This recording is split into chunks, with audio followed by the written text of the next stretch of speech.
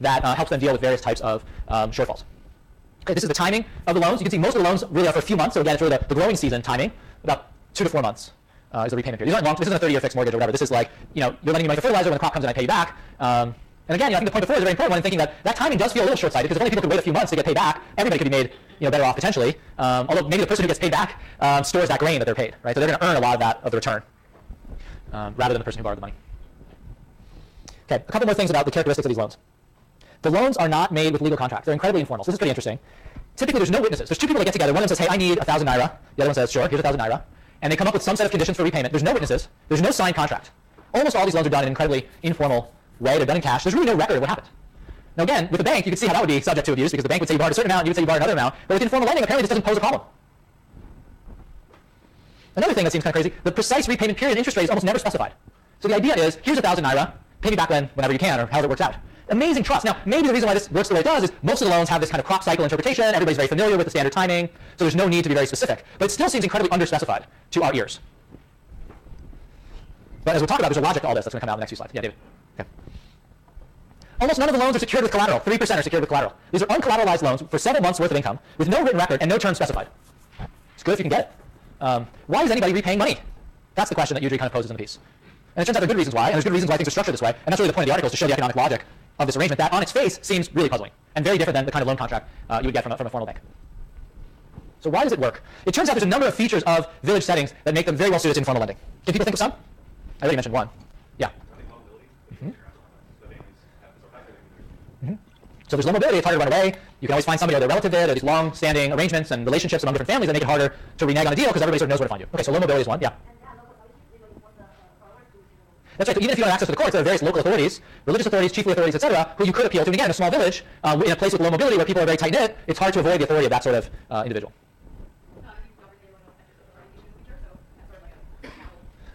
Exactly. So even if the formal authority won't, punish you in any way, and actually usually doesn't find much evidence of that, you're going to be afraid not to repay because in a village of a few hundred people, and everybody knows you're sort of reneging on your commitments, your life's going to be pretty miserable. You may rely on your neighbors for lots of different things, including friendship and everything, and if you're not being a good citizen, that could hurt your life in many different ways. Yeah.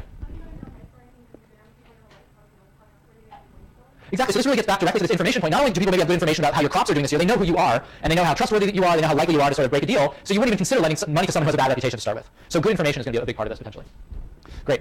Okay, so good information in a tight-knit community is part of it. You guys have hit on all these. People can appeal both to traditional authorities and to various types of social sanctions and punishment from the community if people renege on a contract. So that's going to help punish those who break a deal. And again, this was Tara's point, that if you are in this sort of community and your economic relationships with people are only one aspect of your overall relationship with your neighbors and relatives, then it can be very costly to be, to lie to people until you can repay. They can make your life miserable in many different ways. Okay.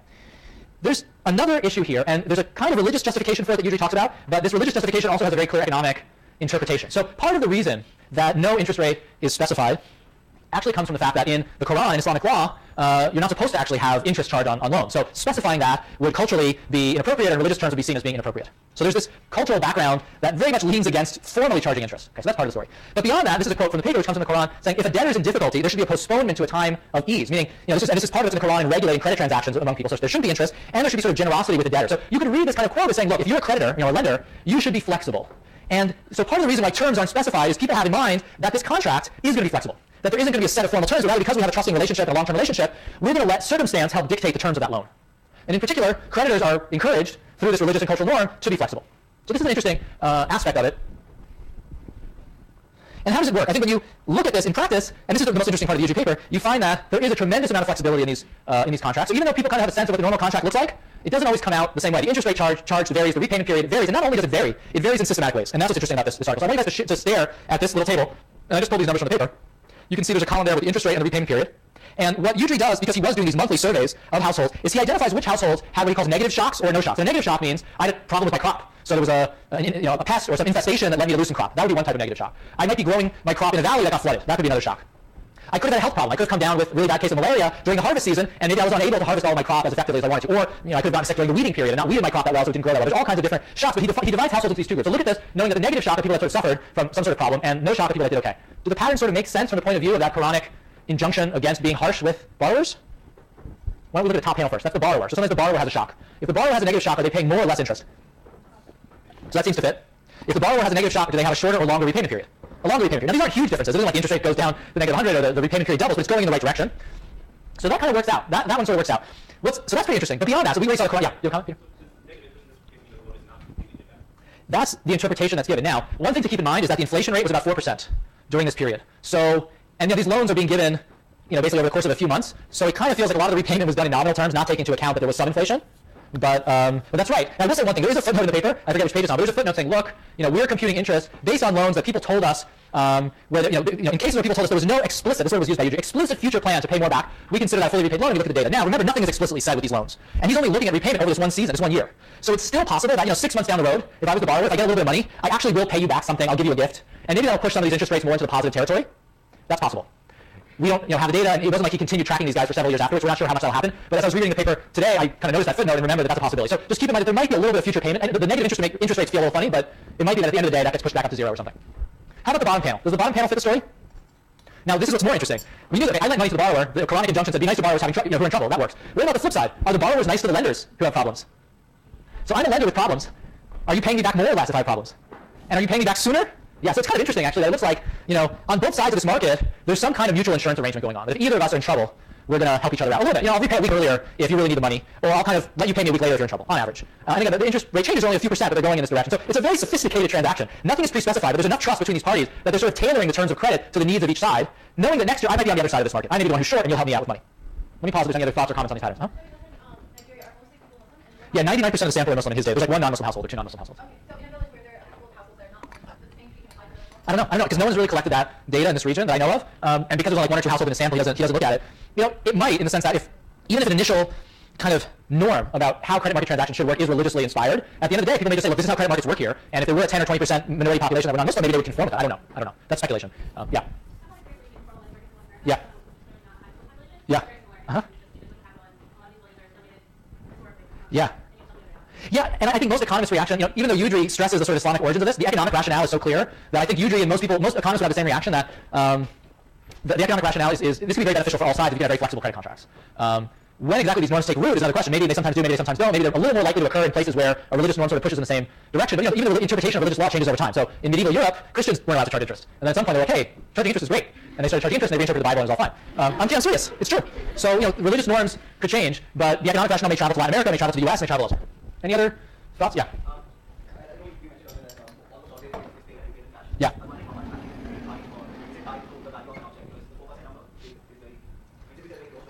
Yeah. Yeah, he claims it's almost all made in cash. So I guess even at harvest time, you would sell your crop and then repay in cash. I'm not sure. And the claim was there was very little collateralizing. So it feels like a cash sort of transaction. I think so. I mean, what he says, a lot of this is sort of crop cycle related. So I need 3 bags of chemical fertilizer for my 3 plots, and that costs this many naira. That's what I need money for. I think that's my understanding after having reread the article again today, for most of the loans. Okay, so what are some of the disadvantages of banks? This is just the flip side of the clicker questions. When you think of the strengths of these informal networks, they're close by, your neighbors know you. Banks are far away in most cases. There isn't going to be a bank branch in a small village. So they have worse information, and they can't really deal effectively with moral hazard. It's going to be hard for them to understand what your productive situation is or your health situation is. They're just not going to be able to be nearly as flexible as the informal lender. And that gives the informal lender a big advantage. I'd rather borrow from the informal lender because if I have a problem, they're going to be pressured by everybody else to be lenient with me, basically. The other advantage that informal lenders have is they can draw on all these local enforcement mechanisms. The local religious officials, the local chiefs, social pressure. The bank has to take me to court. And in places where court cases take a long time and are expensive, that can be quite unreliable. So the question that I think is lurking in the background of the Udry piece is this part of the reason why formal sector banking historically expanded very, very slowly? They faced all of these problems. Now, as Sub-Saharan Africa over the last couple of decades, especially the last 13, 14 years, has experienced rapid growth, rapid urbanization. There's more and more people with formal sector jobs, etc. Some of these concerns are no longer as relevant. If people are living in cities and they're close to the banks and they're close to the courts and they have a credit record and they're sort of in the formal system, the advantages of informal lending will gradually be weakened relative to the formal sector. Yes, but there are limitations to the informal lending network, and this is what I want to get into next. It's going to feed into the next paper. This is a point that Udry makes, and I think it's the fundamental issue that comes up whenever you deal with informal lending, whether it's this individual-to-individual type lending, rotating savings and credit, microfinance, et cetera, especially very localized sort of NGO, local NGO microfinance, is these mechanisms may be very good at dealing with idiosyncratic shocks. So I got sick, my neighbor didn't, so they can lend me some money, or vice versa. They're not as good at dealing with large-scale shocks. So if everybody in the village, imagine I do all my borrowing and lending with people in the village. Those are the only people that I trust enough who trust me enough to lend me money. If there's a huge drought that affects the whole village, and maybe all my neighboring villages, where am I going to go for money? So at the time of greatest need, these informal networks may totally break down. So in good times, informal lending could be great. We're all doing okay, crops are doing broadly okay, rainfall's okay, so we can help each other smooth the bumps of consumption and whatnot through the crop cycle by borrowing and lending with each other. But not if everybody's affected.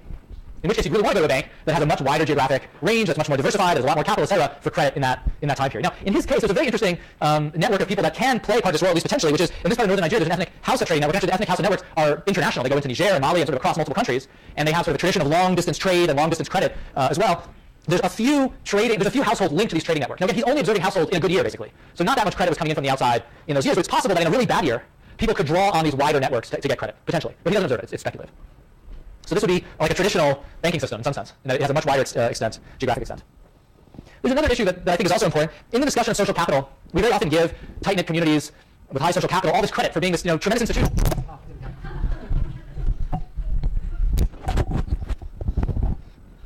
I'm going to stand back here. Sorry about that. We give them so much credit. We say, look, these are tight-knit communities. They can borrow and lend. There's perfect repayment. Everything's great. The same sorts of social capital mechanisms, the social sanctions, the pressure from traditional authorities, all that kind of stuff that allows you to enforce credit transactions could enforce bad stuff, or stuff we don't like very much. Could enforce traditional norms that are discriminatory against women, or against ethnic minorities, or against low-caste people, or against other types of people. So it's just important to realize that, like any type of technology, social capital can be harnessed for any end you like, for an end that's productive or an end that's less productive. And I think the social capital literature, the academic literature, has become much more sophisticated about this. In the 10 or 15 years ago, people were so excited about informal social capital, all the great things it could do, that they sort of lost sight of the potential downside. What are some other limitations of informal lending beyond sort of these issues you guys can think of?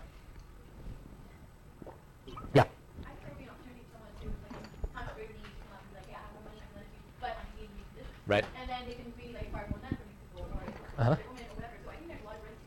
Everyone's back the same way, but someone has more money, you lend more money after these things. I see. So you're thinking of income inequality here, that if you have, maybe this arrangement works well with low income inequality, we're all broadly similar and we lend to each other, but if you get in a situation where there's a small number of very wealthy, powerful people, maybe these mechanisms just aren't going to work the same way. That's interesting. Yep. In the back? So explain why. What are some of the reasons? I think that may be right. Yeah. Yeah, it's interesting. Remember that repayment periods that almost all the loans are repaid within a few months. And in reality, if you really have a productive investment, you're going to do some big new agricultural project or non-agricultural project, it may take years to pay off. It doesn't seem like informal lending is sort of playing that role here very effectively. So it's helping you over the crop cycle, and it's playing this kind of role, but in a very narrow way. Way in the back?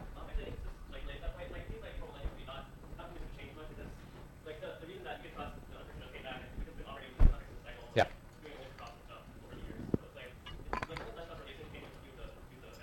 Yeah, that's right, and it relates a little bit to the mobility point, and to the extent that this is an equilibrium and everybody's been doing the same thing for a long time, that's going to reinforce this. But in a period of rapid change and urbanization and migration and sort of new economic opportunities, this system doesn't seem that well suited to dealing with those challenges necessarily.